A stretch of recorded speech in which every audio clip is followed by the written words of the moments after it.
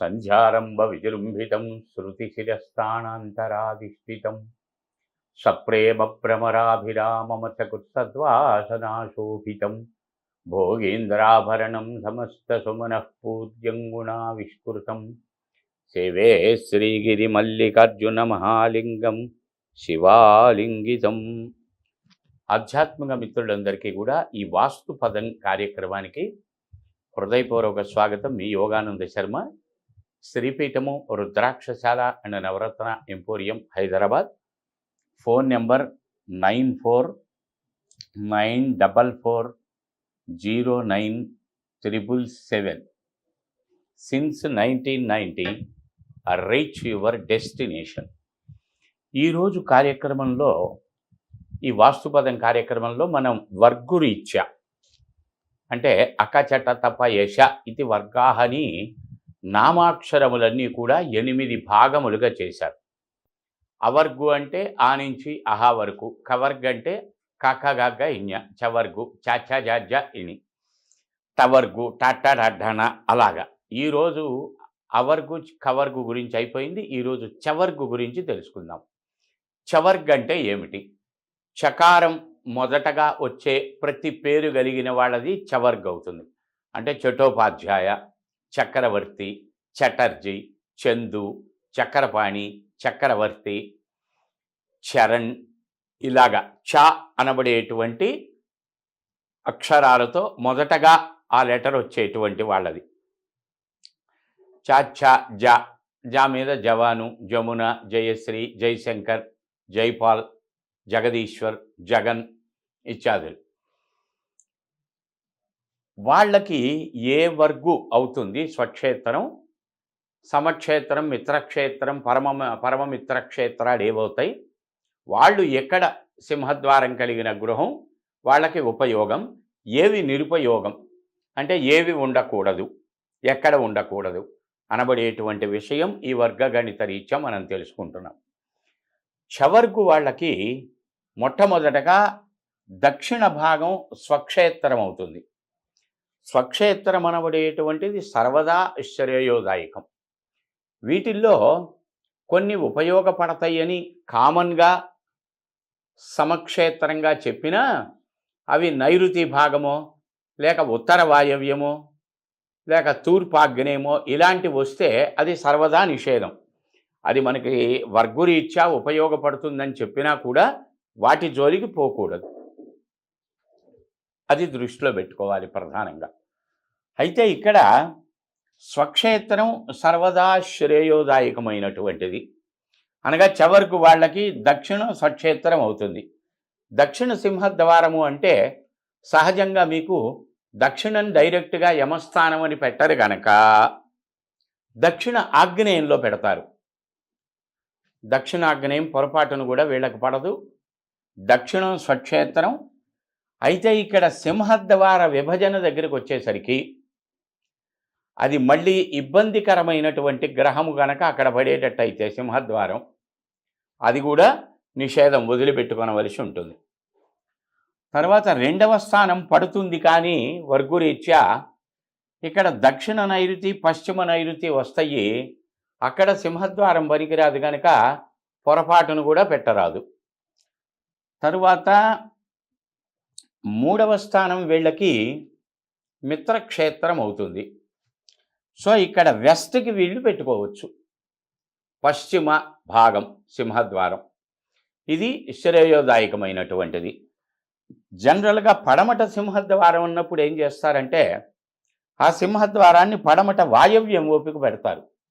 పొరపాటును కూడా పెట్టరాదు. అంటే వాయవ్యమే పెట్టాలి, కానీ చవర్గు వాళ్ళకి వాయవ్యం పడదు గనక పడమట నుంచి వచ్చే వాయవ్యమైన, ఉత్తర భాగం నుంచి వచ్చేటువంటి వాయవ్యమైన నిషేధం. ఉత్తర భాగం వీళ్ళకి 6వ స్థానం అవుతుంది. ఇది 3 అయింది, 4 అయింది, 5వ స్థానం అయింది. 5వ స్థానం కూడా శత్రుక్షేత్రం గనక వీళ్ళకి పొరపాటును కూడా పనికిరాదు. అనగా ఉత్తరం దక్షిణ సింహద్వారం అది సక్రమమైన స్థితిలో ఉంటే, అయినా సరే దక్షిణం ఎందుకంటే మానసిక శంక వదిలిపెట్టేసి వాళ్ళు డైరెక్ట్గా పడమట సింహద్వారం తీసుకుంటాం, లేక తూర్పు సింహద్వారం తీసుకుంటాం, చాలా విశేషం. మళ్ళీ ఇక్కడ తూర్పు సింహద్వారం దగ్గరికి వచ్చేసరికి ఏమవుతుందంటే ఈశాన్యం వైపుకి ఎంట్రన్స్ పెడతారు. చవర్గు వాళ్ళకి మాత్రం అది పనికిరాదు, డైరెక్ట్గా మిడిల్ ఈస్ట్ పెట్టుకోవాలి. ఏమండి, ఇప్పుడు ప్రతి ఇంటికి కూడా ఇప్పుడు మీరు దక్షిణం అన్నారు, పడమట అన్నారు, నైరుతి అన్నారు, వాయవ్యం అన్నారు, అంటే ఏ దిక్కు ఎక్కడి నుంచి ఎక్కడి వరకు వస్తుంది అనేది ఎలా తెలుస్తుంది? చిన్న సింపుల్ ట్రిక్. వెడల్పు భాగాన్ని 3 భాగాలు చేయాలి. అంటే వెడల్పు సుమారుగా ఒక 30 అడుగుల వెడల్పు ఉందనుకున్నాం. 30 డివైడెడ్ బై 10, 30 డివైడెడ్ బై 3, అంటే ఇలా 3 భాగాలు చేసాం. ఇది 1వ భాగం, ఇది 2వ భాగం, ఇది 3వ భాగం. ఇప్పుడు ఈస్ట్కి 3 భాగాలు చేసినప్పుడు మొదట అది 30 అడుగులు ఉన్నది అనుకుందాం సుమారు, ఒక రఫ్ క్యాలిక్యులేషన్, ఎంత ఉంటే అంత. దాన్ని 3 భాగాలు చేస్తే మొదటి భాగం 10 అడుగులు, అంటే 30 అడుగులు అనుకుంటే, 50 ఉంటే 16.5, 28, 3 ఏళ్ళు, కొన్ని అంగుళాలు తక్కువగా, అట్లా డివైడెడ్ బై 3. నేను సరి సంఖ్య మనం తెలుసుకుంటానికి ఈజీగా ఉంటుందని చెప్తున్నా. ఏమంటే మీరు మొదటి 10 అడుగులు అన్నారు కదా, అది అసలు మొత్తం ఉన్నదే 16 అడుగుల వెడల్పు, 10 అడుగులు ఈశాన్యం పోతే ఇంకా 6 అడుగులే కదండి ఉంది, అలా అనుకోకండి. 16 అడుగులు ఉంది డివైడెడ్ బై 3, 5 అడుగులు 4 అంగుళాలు, అట్లా భావన చేయండి. సో ఇప్పుడు ఈ చవర్గు వాళ్ళకి తూర్పు సింహద్వారం కనుక తీసుకునేటైతే 1 నుంచి 10 వరకు మొదటి భాగంలో సింహద్వారం ఉండరాదు. ఇక్కడ 2వ భాగం 10 అడుగులు వచ్చింది, అంటే ఇది 10 అడుగులు, 11 నుంచి 20 అడుగుల వరకు మధ్య భాగం, 20 నుంచి 30 అడుగుల వరకు 3వ భాగం. ఈ మొదటి భాగం వదిలిపెట్టి 3వ భాగం వదిలిపెట్టి మధ్య భాగంలో ఉన్నటువంటి ఈ 10 నుంచి 20 మధ్య భాగంలో ఉన్నటువంటి దాంట్లో ఎంట్రన్స్ పెట్టండి. ఈ ఎంట్రన్స్ కూడా సాధ్యమైనంత వరకు ఈశాన్యం వైపు నడుస్తున్నట్టుగా పెట్టండి, అంటే మిడిల్ ఈస్ట్ ఎంట్రన్స్. ఇదే లెక్క దీనికి కూడా పనిచేస్తుంది. వెస్ట్ తీసుకున్నారు, పడమట, డివైడెడ్ బై 3. ఈ డివైడెడ్ బై 3 తీసుకున్నప్పుడు ఇదొక 10 అడుగులు, ఇదొక 10 అడుగులు, అంటే నైరుతి 10 అడుగులు వదిలిపెట్టేశాం, ఇటు వాయవ్యం 10 అడుగులు వదిలిపెట్టేశాం. ఈ 10 నుంచి 11 నుంచి 20 మధ్య భాగంలోపు ఉన్నటువంటి ఈ 20 అడుగుల మధ్య భాగంలోపు ఎంట్రన్స్ పెడితే అది డైరెక్ట్ పడమట ఎంట్రన్స్ అవుతుంది. పశ్చిమ సింహద్వారం, తూర్పు గృహం. ఒకవేళ దక్షిణానికి తీసుకున్నారు అనుకుందాం, దక్షిణానికి తీసుకుంటే ఇది 10 అడుగులు చేస్తే, ఇది 3 భాగాలు చేస్తే, మొదటి 10 అడుగులు ఆగ్నేయం, అది మృత్యుస్థానం అవుతుంది, వదిలిపెట్టేయాలి. 3వ 10 అడుగులు సమస్థానం అని చెప్పినా, ఉపయోగపడుతుందని చెప్పినా, నైరుతి పనికిరాదు గనక, సర్వదా నిషేధం గనక నైరుతి అనబడేటువంటిది ఈ మధ్య 11 అడుగుల నుంచి 20 అడుగుల మధ్య భాగంలోపు ఉన్న ఈ 10 అడుగుల్లో ఎంట్రన్స్ పెట్టండి. అది సాధ్యమైనంత వరకు ఆగ్నేయం వైపుకి వెళ్ళేటట్లుగా. 11 అడుగుల నుంచి 20 అడుగుల మధ్య భాగంలోపు ఉన్న ఈ 10 అడుగుల్లో ఎంట్రన్స్ పెడితే మిడిల్ సౌత్ అవుతుంది. అది సాధ్యమైనంత వరకు ఆగ్నేయం వైపుకి జరిగేటట్లుగా, మళ్ళీ కంప్లీట్గా ఆనించి పెట్టవద్దు, కొంత గ్యాప్ ఇచ్చి. ప్రతి చోట జరిగేటువంటి పెద్ద పొరపాటు ఏమిటి అంటే, ప్రధానంగా ఈశాన్యం దగ్గరికి వచ్చేసరికి నవగ్రహ స్థానాలు ఏర్పడతాయండి. ఇక్కడ ఏ దిక్కుకైనా సరే రవి, చంద్ర, కుజ, బుధ, గురు, శుక్ర, శని, రాహు, కేతు 9 భాగాలు చేస్తాం. అంటే ఇక్కడ 30 అడుగులు, 30 అడుగుల్ని 9 భాగాలు చేయండి, సుమారుగా 3.5 అడుగులు వస్తుంది. ఈ 3.5 అడుగులు వదిలిపెట్టి పెట్టాలండి. మొదటి 3.5 అడుగుల్లో కనుక పెడితే ఏమవుతుంది? రవిక్షేత్రం, రవి అవుతుంది.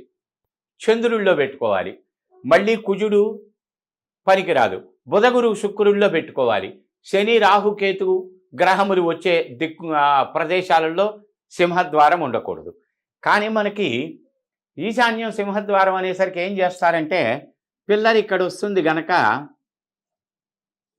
కరెక్ట్గా ఈ పిల్లర్ నుంచి ఎంట్రన్స్ పెడతారు, ఒక అంగుళం కూడా గ్యాప్ ఇవ్వకుండా. ఇంకొక మిస్టేక్ ఏం చేస్తారంటే ఇండిపెండెంట్ హౌస్లు అయినప్పుడు దీన్ని నుంచి ఇక్కడ ఉత్తర ఈశాన్యంలో కూడా ఒకటి పెడతారు. తూర్పు ఈశాన్యం ఉత్తర ఈశాన్యాలలో రెండు దిక్కుల్లోనూ కలిపి ఉండకూడదు. ఇది చాలా దోషం అవుతుంది. ముందు ముందు తెలుసుకుందాం. ఒక్కొక్క ఇంటికి ఒక్కొక్క పేరు వస్తుందండి. లక్ష్మీ గృహం, పద్మగృహం, మోదక గృహం, శోకర గృహం, వ్యాఘ్ర పదం, మనోరమ గృహం, అలాగే వ్యంజన గృహం, ఇలా అనేక పేర్లు వస్తాయి. దాదాపుగా 22 నామములతోటి గృహాలు ఉంటాయి. ఎక్కడెక్కడ సింహద్వారములుండి ఎక్కడెక్కడ ఉపద్వారములు ఉండకపోతే, ఎక్కడెక్కడ సింహద్వారం ఉపద్వారాలు ఉంటే పెద్ద దోషాలు లాభాలు సంపూర్ణంగా వివరించబడి ఉన్నది. అది సెకండ్ చాప్టర్లో తెలుసుకుందాం. చాలామంది ఈస్ట్కి ఎంట్రన్స్ పెట్టి ఇటు ఈశాన్యానికి పెట్టి మళ్ళీ ఇక్కడ ఒకటి పెడతారు. ఒక్క ద్వారం అనబడేటువంటిది పొరపాటును కూడా ఉండకూడదు. అనేక ద్వారములు ఉండాలి. అనేక ద్వారములు అంటే 1, 2, 3, 4 ఇలా వాటి కాంబినేషన్స్ ఆ టాపిక్లో తెలుసుకుందాం. 100% దోషాలు ఉండేటువంటివి అపార్ట్మెంట్స్. 100% దోషాలు ఉంటాయి.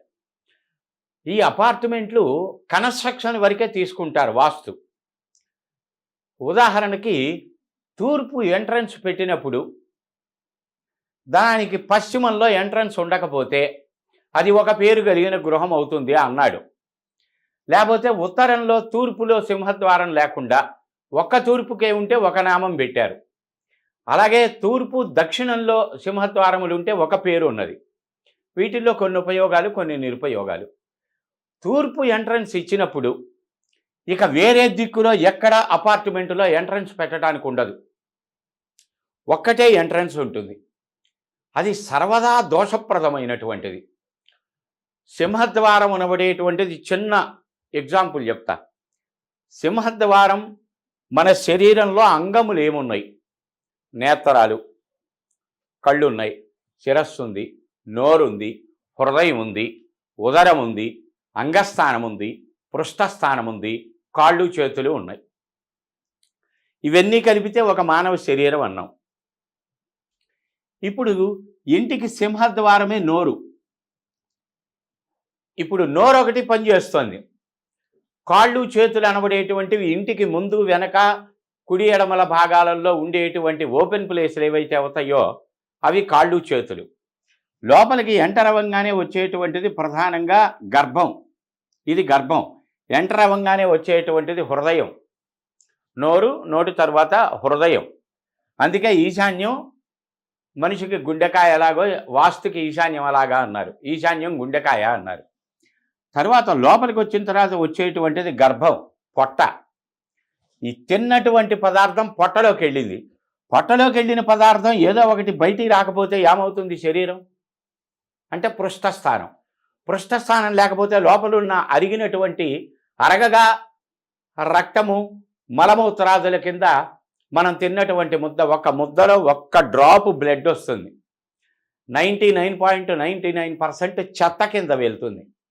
ఒక 1%, 0.5% తక్కిన ఇంద్రియాలకు సంబంధించబడినటువంటి ఇవి తయారవుతాయి ఒక్క ముద్ద అన్నంలో. మరి ఆ 99% ఆ మలమూత్రాదులు పృష్ఠస్థానం లేకపోతే బయటికి ఎలా వెళ్తాయి? అందుకనే రోగములు, ఉదర సంబంధమైన చూడండి అపార్ట్మెంట్ వాసులకి ఎవరికైనా 99% గ్యాసు, ఎసిడిటీ, మలమూత్ర వ్యాధులు, హృదయ వ్యాధులు, కిడ్నీస్ వ్యాధులు, లంగ్స్ వ్యాధులు వస్తున్నాయి. కారణం ఏమిటి? పృష్ఠస్థానం లేకపోవటం వల్ల, చెత్త బయటికి వెళ్ళే మార్గం లేకపోవటం వల్ల. మరి నేత్రాలు, ఈ నేత్రాలే సింహద్వారానికి ఇటు అటు పెట్టేటువంటి కిటికీలు. అపార్ట్మెంటు సంస్కృతి ప్రబలిన తర్వాత సెక్యూరిటీ రీజన్స్ తోటి ఆ సింహద్వారానికి అటు ఇటు కిటికీలు ఎక్కడన్నా ఉంటున్నాయా? ఒక ఇండిపెండెంట్ హౌస్ లాగా గనక కడితే అపార్ట్మెంటులోనే ఏదో ఒక్క విండో ఇస్తాడు. అటు ఇటు విండో లేకపోతే ఒక కన్ను పనిచేసినట్టు, ఒక కన్ను చెయ్యనట్టు, ఒక చెవి పనిచేసినట్టు, ఒక చెవి పని చేయనట్టు, నాసికారంధ్రాల్లో ఒక రంధ్రం పనిచేస్తున్నట్టు, ఒక రంధ్రం పనిచేయనట్టు. ఇవన్నీ ఓకే. అసలు కాళ్ళు చేతులు లేవుగా, అటు ఇటు ఓపెన్ ప్లేస్లు ఎక్కడ ఉంటున్నాయి? 100% వాస్తు ఇండిపెండెంట్ హౌస్కే తప్ప అపార్ట్మెంట్లకి 100% దోషములే ఉంటాయి. వాడు బ్రోచర్లో ఇస్తాడు 100% 100% వాస్తు పాటించటం జరిగింది అని. కరెక్ట్ అయి ఉండవచ్చు. అది ఎంతవరకు, ఎన్ని తలుపులు పెట్టాలి, లేకపోతే సింహద్వారం ఏ దిక్కులో పెట్టాలి, లేకపోతే విండోస్ ఎన్ని ఉండాలి, వెంటిలేషన్స్ ఎన్ని ఉండాలి, తర్వాత పిల్లర్స్ ఎన్ని ఉండాలి, బీమ్స్ ఎన్ని ఉండాలి, దర్వాజాకి ఎదురుగ్గా దర్వాజా పెట్టామా లేదా, ఇవి ఎక్స్టర్నల్ వాస్తు ఎంతవరకు మాత్రమే పాటించగలరు. సంపూర్ణమైనటువంటి వాస్తు అపార్ట్మెంట్కు రాదు రాదు రాదు పక్క 100%. మరి వాళ్ళు ఏం చేయాలండి? సరే, అటువంటి ఇబ్బందులు ఉన్న వాళ్ళు కన్సల్ట్ చేసినప్పుడు దానికి ఏం చేయాలి అనేది తెలుసుకోవచ్చు.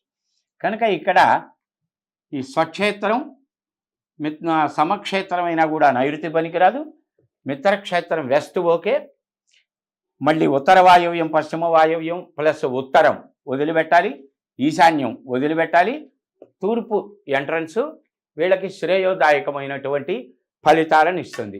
ధనము, సౌఖ్యము, ఆరోగ్యం, కుటుంబం, సంతానం, ఆయుర్దాయం మొదలైనటువంటి శుభ సంబంధమైనటువంటి ఫలితములన్నింటినీ కూడా ఇది కలగచేస్తుంది. ఇందులో అనుమానాలు ఉన్నటువంటి వారు శ్రీపీఠం రుద్రాక్షశాల అన్న నవరత్న ఎంపోరియం 9444097777 కాల్ చేయండి, అపాయింట్మెంట్ తీసుకోండి, ప్లాన్తో కలవండి. కొత్త ప్లాన్స్ కావాలన్నా ఆల్రెడీ ఉన్నటువంటిది పర్యవేక్షణ చేసి దోష నివారణలు తెలియజేసుకోవటానికి ఈ నెంబర్కి కాల్ చేసి వివరాలు తెలుసుకోండి. రేపటి రోజున ఆ కా చ వర్గులు అయిపోయినాయి. టవర్గు గురించి తెలుసుకుందాం. అంతవరకు సెలవు. జై గురుదత్త.